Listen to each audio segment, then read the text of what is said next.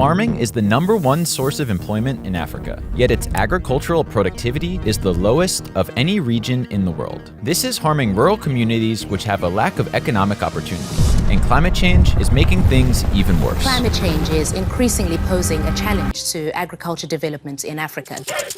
So young Africans are building innovative solutions to tackle the problems that are impacting their families and communities, using technology to turn the Sahara green. The oasis, for me, masterpieces of survival.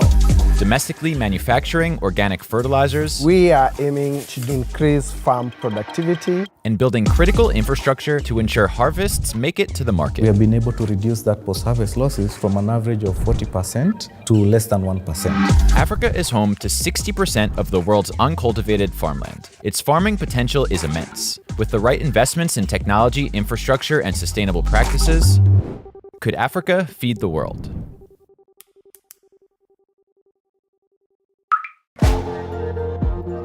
Here is an oasis, a rare patch of life in the harsh desert. These can form when water rises to the surface from underground springs or rivers, creating pockets of fertility in otherwise barren landscapes. But they can also be shaped by human hands, by using ingenuity to turn dry soil into thriving ecosystems. It's an ancient practice, and one that's increasingly under threat. In the Greenprint region, I remember not a long time ago that it was once a vibrant agricultural region or hub. Today, we found ourselves with lots of issues.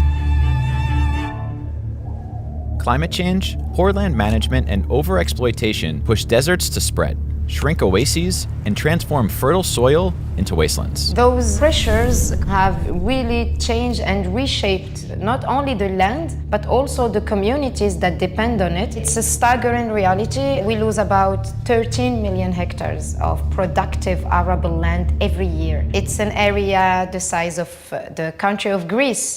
Meet Wissal Ben Moussa, co-founder and R&D officer at Sand2Green, a startup transforming deserts into sustainable farmland in Morocco. We're here at Domaine Zaha. It's a 20-hectare open sky laboratory. If you look around, it's one of the only green areas in the region throughout the year.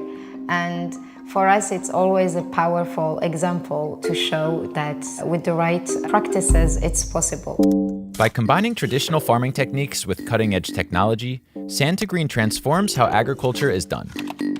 Using plant databases, satellite imagery, and IoT sensors, they monitor soil, water, and crop health in real time.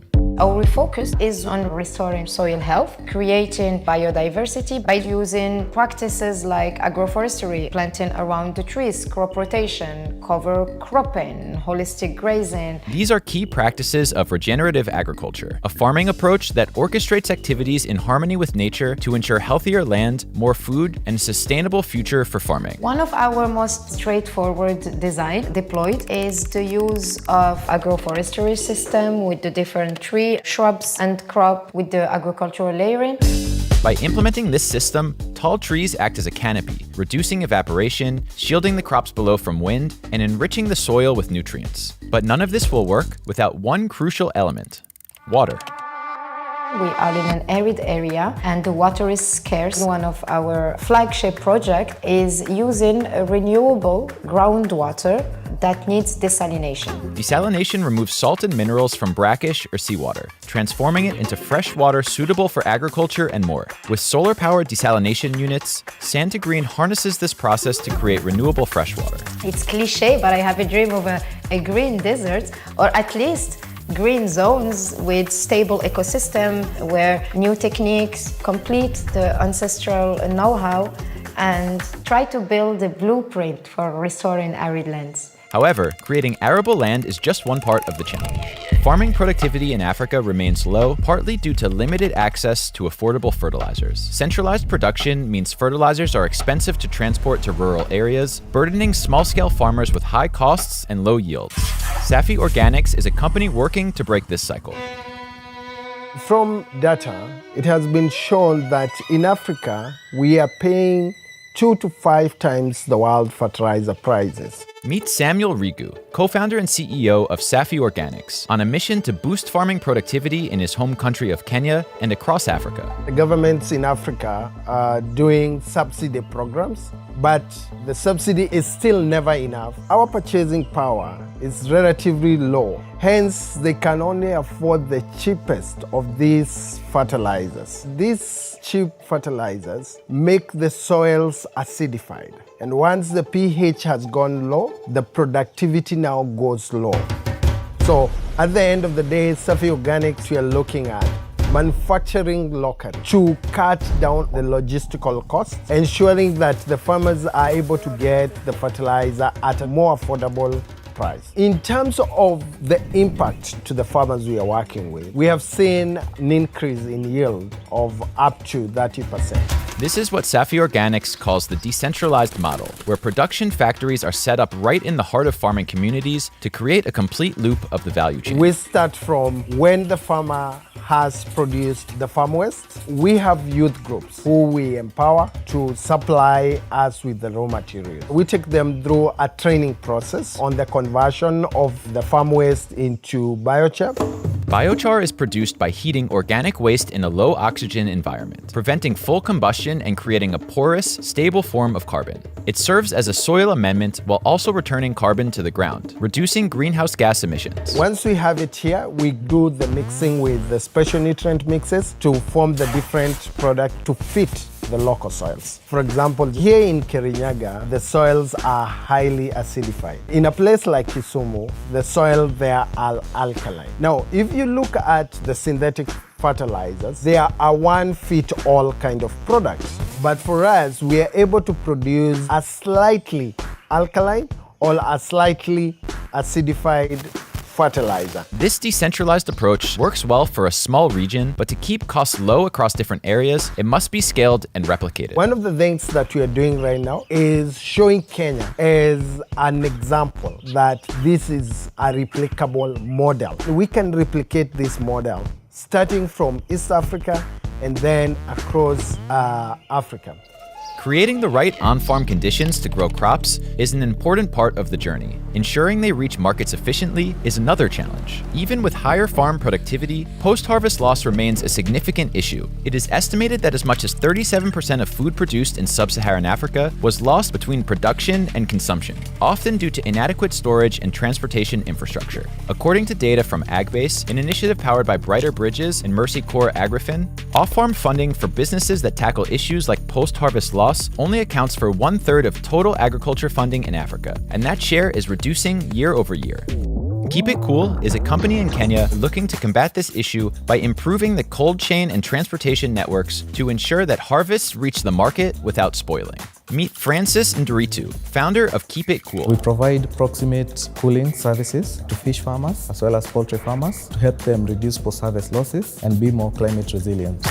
For example, Lake Turkana, in Kenya, post-harvest losses are very high, up to 40%, because of very high ambient temperatures, up to 40 degrees, coupled with poor handling techniques. And this is where Keep It Cool comes in. We train the fisher folk on how to handle the fish better. We have a solar-powered ice flake machine that are producing ice and servicing these fishing communities so that they can keep the fish at the right temperature. The way we work as Keep It Cool, we start from the demand side, where we are able to have predictive data using technology. We aggregate all their demand and we go to the fisher folk or communities and say this is what we'll be off-taking every week or every month, so that once they go fishing, they know that there is ready market for their produce that they're going to have. We have to create a lot of demand depending now on the customer needs. For example, we'll do gutting and scaling for the people who want whole round fish, do chunking, filleting, and it's packaged according to the order of the customer. By doing that, we have unlocked premium prices for smallholder fisher folk, and that's how we have been able to increase their income. Before Keep It Cool, the post-harvest losses on average were about 27% for all fisher folks, and those people who are now using Keep It Cool platform, they are making less than 1% post-harvest losses. While keeping produce fresh from source to market is one problem, sustaining a productive supply, especially amidst climate change, is another. The way fishing is affected by climate change is the change of temperatures affects migration patterns. And with, again, this erratic change of weather, the fish where you predicted the part of the area of the lake for them to be, they are not there. These erratic weather patterns basically means their income is also destabilized. And that translates also to another way that we need to make them more climate resilient by providing a secondary way to make income. And that's why we are transitioning some of them into fish farming, into poultry farming, using the same existing infrastructure of Keep It Cool that we have around those communities. Africa's agriculture sector holds immense opportunity. To fully realize this potential, significant investment in technology and infrastructure is needed, blending traditional practices with cutting-edge innovation. And it's the entrepreneurs driven by a desire to solve challenges for their families and communities who are pushing progress forward. I was born in a rural village, and one afternoon with my grandmother in the field, she said words I'll never forget. Son, 20 years back, we were harvesting double of what we harvested today. And I'm afraid that in future, there'll be no food in this land to feed your children. So you need to go to school, study hard, and get out of the farm. But as I grew, I realized that I'm not the only one who depends on their agriculture, all my children, but million other children. We are hit in the face by climate change. It's touching so many people around me. I hear stories from neighbors, I hear stories around villages. I go to picnic spaces that I used to run into and even swim sometimes, and I don't find them anymore. And that is happening in the span of 10, 15 years.